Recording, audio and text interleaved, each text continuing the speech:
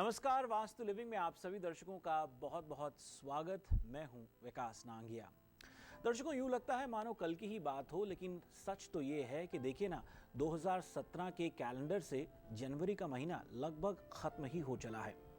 ऐसे में हमें आपके बहुत सारे ईमेल्स और फैक्सेस आए हैं। बहुत से दर्शकों ने हमसे जानने का प्रयास किया है कि इस बार हमने क्यों नहीं पल्लवी जी से 2017 की प्रेडिक्शंस के बारे में बातचीत करी, क्यों नहीं हमने उनसे जाना कि वास्तु के नज़रिए से कौन सी दिशा पावरफुल है, किन किन चीज़ों को लेकर के हम चैलेंजेस फेस करेंगे।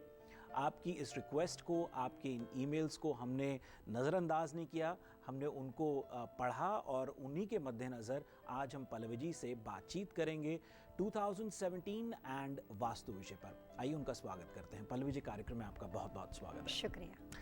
भैया, आप व्यस्त रहते हैं और कहीं ना कहीं इस आपकी व्यस्त जो है बिजी स्केड्यूल में 2017 प्रेडिक्शंस पर बात नहीं हुई, तो इस बात का भरोसा भी आया कि लोग हमारे एपिसोड्स को मिस करते हैं। इन द सेंस कि बहुत से लोग ऐसे हैं जिन्होंने ईमेल्स में लिखा कि हम रिकॉर्ड करके रखते हैं कि कुछ बीते सालों में उन्होंने पाया कि जो भी प्रेडिक्शंस आपने करी थी वो दिशा से रिलेटेड हो, मेटल से रिलेटेड हो, वो सच हुई। तो दे वो वेटिंग कि इस साल के बारे में जानने के लिए। और जैसा कि मैंने शुरुआत में कहा कि जनवरी लगभग ख़त्म हो चला है, लेकिन 11 महीने अभी हैं सामने। 2017 की प्रेडिक्शंस को लेकर के वास्तु के नज़रिए से क्या कहेंगे? जैसे अभी आपने बताया कि लोग वेट करते हैं हमारे प्रेडिक्शन के लिए, उसका क्रेडिट मैं अपने फादर को देना चाहूँगी, क्योंकि मैंने उन्हीं के पास से वास्तुशास्त्र के बारे में काफ़ी डिटेल इन्फॉर्मेशन सीखी है। जी जी। और जैसे ही साल बदलता है तो हर प्लेनेटरी मूवमेंट के अनुसार हर इंसान को अपने घर में रहते हुए या बिजनेस में रहते हुए कुछ दिशाओं के बारे में नॉलेज रखना चाहिए, या कोई भी तरह के चेंजेस या करेक्शन करने से पहले इन बातों का ख्याल रखना चाहिए कि कहीं से उस दिशा के अंदर 2017 के दौरान कुछ ऐसी बात नहीं बन जाए जिसकी वजह से स्टेबल लाइफ या अच्छी खासी चलने वाली लाइफ में कोई परेशानियां खड़ी हो सके। और कई बार रिवर्स भी होता है कि अचानक से फ़ायदा भी हो जाता है।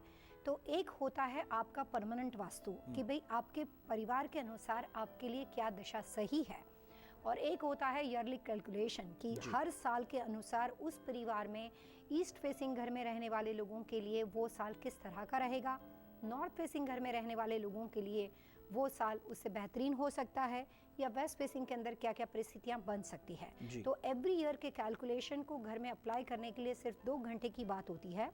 और हमारा इंस्टीट्यूट जब कंसल्टिंग प्रोवाइड करता है तो जो प्रॉपर्टी पे हम काम करते हैं वो सारे बिजनेस हम उसको मेंटेन करते हैं, क्योंकि हर साल जब बदलता है तो मैं खुद वहाँ पे जाती हूँ और उस प्रॉपर्टी के अंदर जो भी ज़रूरी उस साल के अनुसार सुझाव है या जो भी उसके लिए करना चाहिए वो सारी इन्फॉर्मेशन हम साइट लोकेशन पे जाके उनको प्रोवाइड करते हैं। और मेरी पूरी कोशिश है कि इस वास्तु लिविंग के शो के माध्यम से और इससे फॉलो करने वाले जो भी लोग हमारे व्यूअर्स हैं उनको हर साल के लिए कुछ डिटेल में बताया जाए, ताकि वो अपने घर, अपनी फैमिली और अपनी खुशियों को संभाल सके। जी पल्लवी जी, पुरानी कहावत है और हम सब महसूस करते हैं कि समय बड़ा बलवान होता है।